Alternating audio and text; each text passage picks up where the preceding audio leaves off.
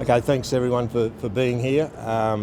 The National Selection Panel have chosen the following 14-man squad for the Domain Test Series against Pakistan. They are for the games at the Gabba in Brisbane and the Adelaide Oval.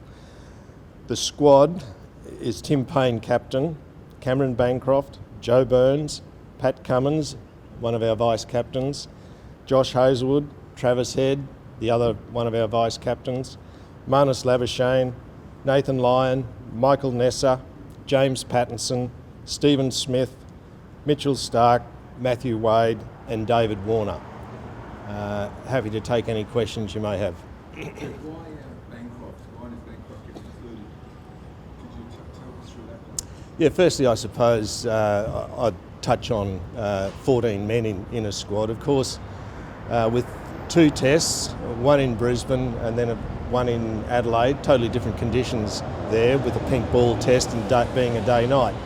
However, Cameron Bancroft's inclusion is we thought we needed a spare batsman in the squad, number one. Secondly, we know he can cover up the top of the order and also in the middle order, as we've seen in the recent Australia A game. And he's also played in the middle order for Western Australia in one-day cricket. So he's an ideal person to have in our squad. He's got the ingredients of being a very good test match player. He's a hard worker.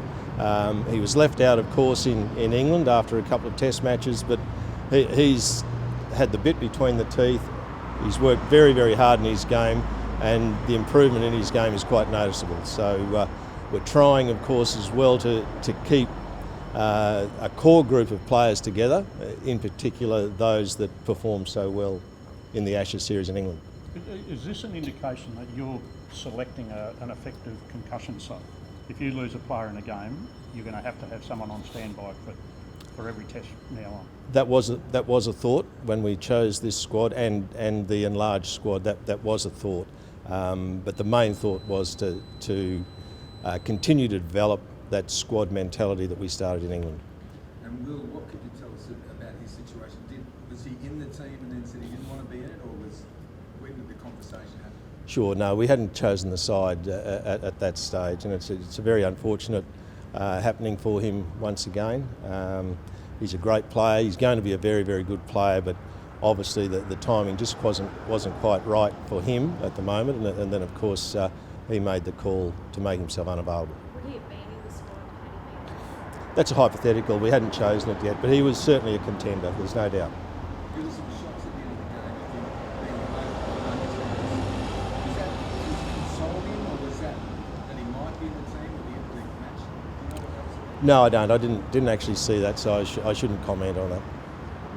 There's 3 Victorians now who've stepped away with mental health issues. Is that a concern to you? Not just that they're from one squad, but there is a few players struggling with mental health?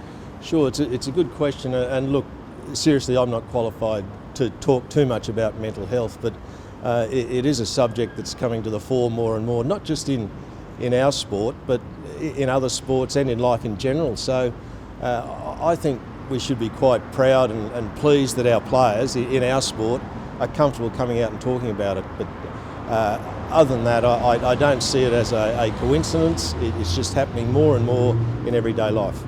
Is there any consideration that they may just go back and play shield cricket or club cricket and just try and get their lives back together, I guess? Sure, that's not really for me to say, but they'll be in the hands of people who are advising them and helping them at the moment. What did you make of the Australia A game and the top order that really didn't fire on a deck that's probably not going to be much dissimilar to the test match? Yeah, sure. There's no doubt it was probably pretty disappointing for us and for the players involved. It was a great opportunity for some of them. So to actually fold the way they did, as I suggested, was a little bit disappointing. Does it give you any concern about Pakistan's bowling attack that they were able to go through Australia A with relative ease? Yeah, they look a very solid unit. There's no doubt about that, and it'll be a very, very good test series. We're hoping, obviously, we can put up a good contest, of course, but they certainly look as though they are a very solid side. How much of the performances, including of Marcus Harris, I guess, and Usman Khawaja, how much was their performance in the Australia A game taken into consideration when picking this squad? Yeah, look, I think we said before this game that not everything was going to hinge on this game. It was just another opportunity for some of them to push their case for selection. Obviously, we look back at history as well, what happened in England, what's happened so far this season. We have all the facts and figures and any data we require to help us in our selection. Joe Burns has obviously been batting on a tough cover pitch in the Shield. Did that sort of have a bearing on hitting? Yeah, that's obviously his home ground, and he generally performs pretty well there. But Joe, over in the past years, when he's been given the opportunity to play for Australia, his record's not too bad, and it was just unfortunate, and he was desperately unlucky not to be included in that Ashes squad. But we consider now is the right time for him to come back, try to form a good partnership at the top with David Warner. They know each other well, they're good friends, so and left and right hand is pretty useful in our view over here in Australia. What was the rationale behind making it 14 rather than 12? Obviously, it seemed a bit of a last minute call there. What was that? Sorry, I couldn't hear for the traffic. Sorry, the rationale behind making it a 14-man squad rather than 12 seemed like a fairly last minute call there. No, it wasn't. We were always going to, I think it went out to all the states, and it was sent out some time ago that we're always going to select a 14-man squad.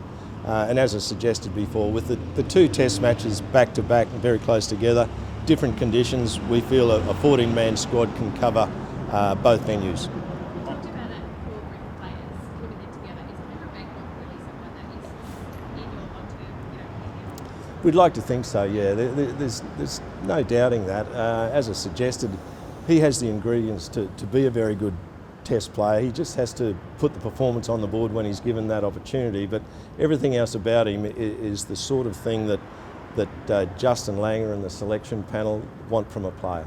Getting into the 3-day test match impacts, I think it's a late call up.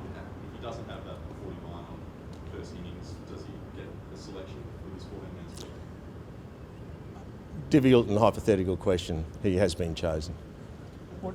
You recalled your vice captain in Trevor Hohns. Is that an indication that he's now back into the playing 11 effectively? Yeah, that's a fair indication, and also in the leadership area, as we've suggested before, we have two vice captains, and that's not necessarily anointing who the next captain might be for Australia. Travis has immense experience as a young leader for his state, so yeah, he's certainly back in the mix, to play, and we also like the way he goes about his business when he's around the team and the leadership skills that he has to offer. I think you might there's two tests close together. Is he a realistic chance of finally making this test that? Could well be, and obviously with Adelaide in mind, pink ball under lights, and the type of bowling he offers, he is a genuine option. Trevor, what do you make of Steve Smith being done for this thing? I mean, I guess a pretty ordinary example set to Australian cricket at every level. Yeah, I only heard about that 5 minutes ago, to be honest, so I'm not sure what that was all about. I'm sure Stephen knows what he's done and probably would regret it, but other than that, I haven't seen the incident and don't know what he did.